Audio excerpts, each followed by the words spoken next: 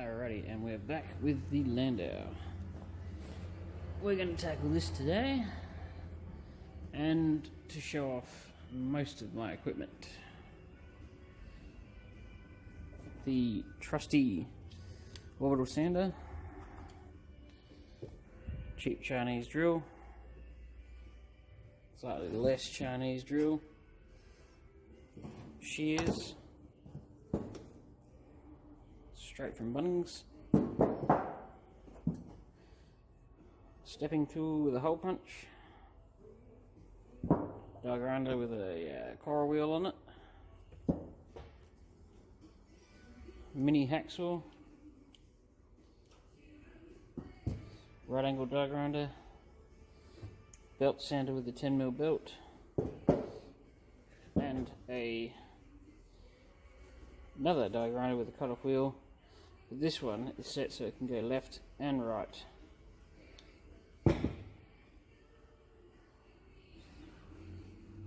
And for anybody who was wondering about this that I did the other day, it's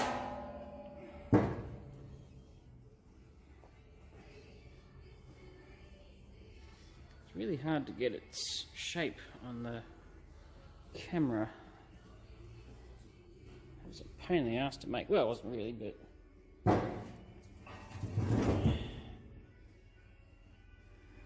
damn fucking lights. Damn lights.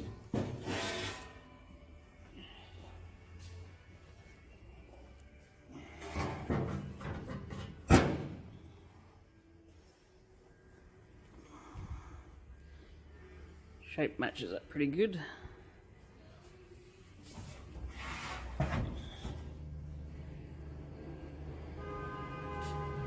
Somebody being angry.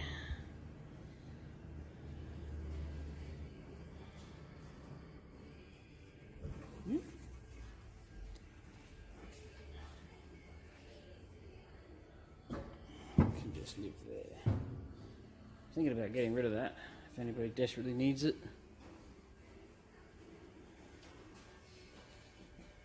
So the metal bender, I highly recommend you get one of those. Makes life way easier. Shrinker and a stretcher, currently with the stretcher attachment in it. It's not actually sitting in properly.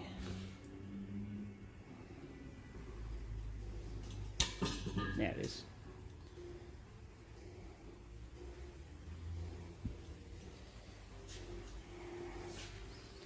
So it grabs the steel and stretches it. And you have this one, which shrinks it, does the opposite. And we are going to attempt to make these today. That goes there, and that goes there. And then they go there. So we'll have to line this door up a bit better because we're going to use it to help us get the shape. So I've already done this a while ago, prior to the moving to the new workshop. All of this. There's no bog in that or filler if you're from a different country. It will need some because I'm not perfect. And done in there. But I'm thinking of sectioning this piece and doing this as well, just because I'm fairly confident that there will be rust between this seam. Especially looking at that, I'm going, yeah, there's a little bit there. And it's not too hard, so I'll probably end up doing this piece and then cut it down like that and then do a flat piece through here with a bend and a curve and then join them in at the ends, which seems like a long way to go around, but I don't have endless money to buy the section that I know you can buy for there, which ironically has it all in. So I do what I can with what I've got. And at some point we'll have to tackle these holes. That one's easy, that's nothing. Wouldn't waste my time worrying about that one. That's just a quick zap with a welder.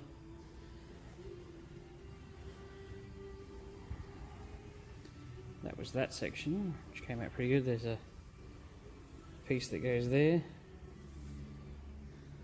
You have to take this piece off the roof, and as you can see, there's just a line that goes along there, in there, and then obviously in here. And we still have the corner. Ignore that, that's just to hold it together. And nothing's lined up. It's just slapped together so it can be transported. And I have another parcel shelf to put in it, which will get rid of those holes.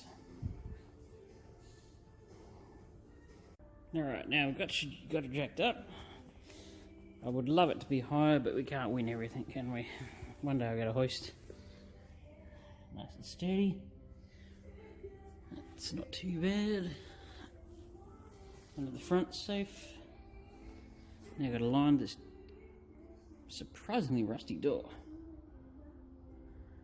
Line it up so that it sits level here.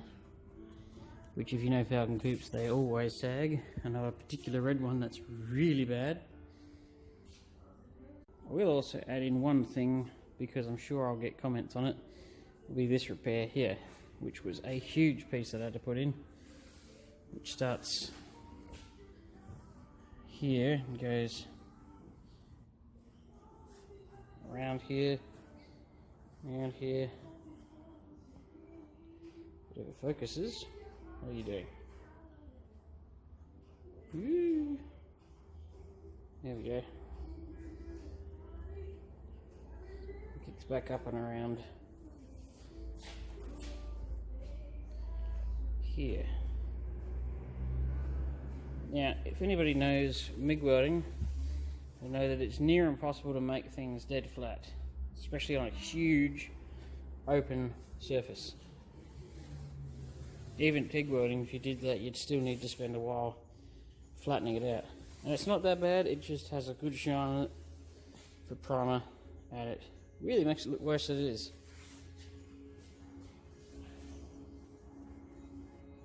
Especially when I do that. But it isn't that bad. And I'll probably tweak it a little bit more before I put filler on it, which sucks to be anybody goes, don't put filler on it, well, too bad. I'd love to see a Falcon Coupe without filler in it. I'm sure there is a few, but there isn't many. Especially considering how bad this quarter panel is. She's been beaten senseless. And it's had a very rough life, this car. Lived a long time in Sydney. And that's never good for him. Alright, here we go. So, we've got the guard off. We can now get easy access to these bolts. My suggestion when aligning things is this little guy down here, the middle one, have the door open, have him loose permanently while you're doing the adjusting.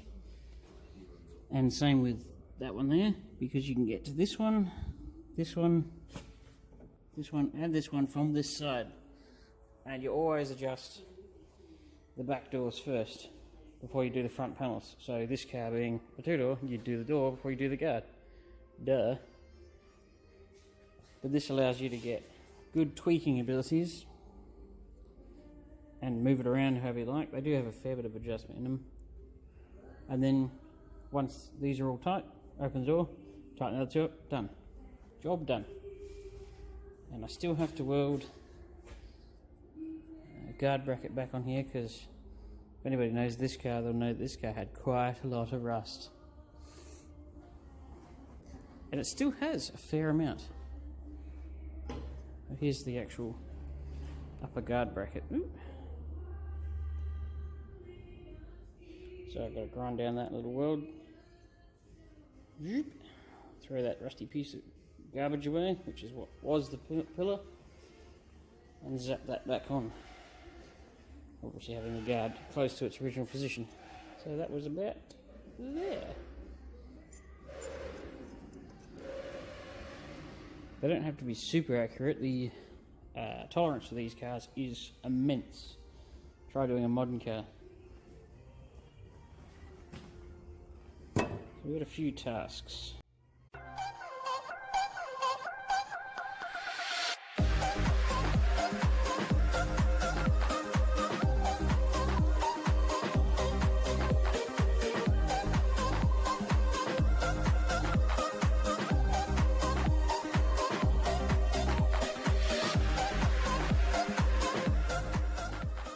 Righty, after some more tweaking, we are there. And that isn't too shabby. And that's prior to any bodywork, which people tend to forget, really. You have to get the doors and panels fitting the car before you do any bog work. Otherwise you're just making your life difficult. Not perfect, but pretty good. And people might say, oh, it's going to change shape when it hits the ground, but they don't really. And if you say that they do, well then you've probably got a problem. Because I've never had an issue. But there we go.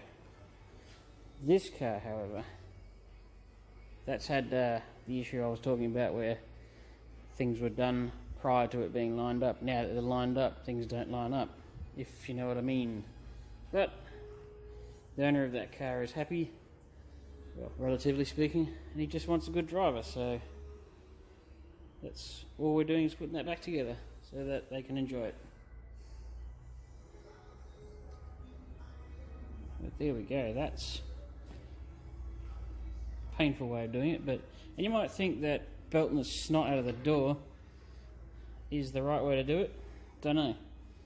But you're assuming that's the original door off the car. The only panels that fit are the ones that the factory put on.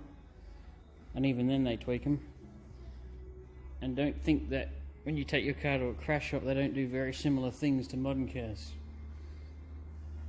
I've seen it. But there we go. Yeah,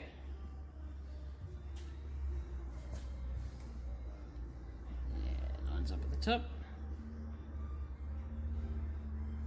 It's a bit tight, but you know, we'll fix that later. So I say it's getting tight, but it's not shit.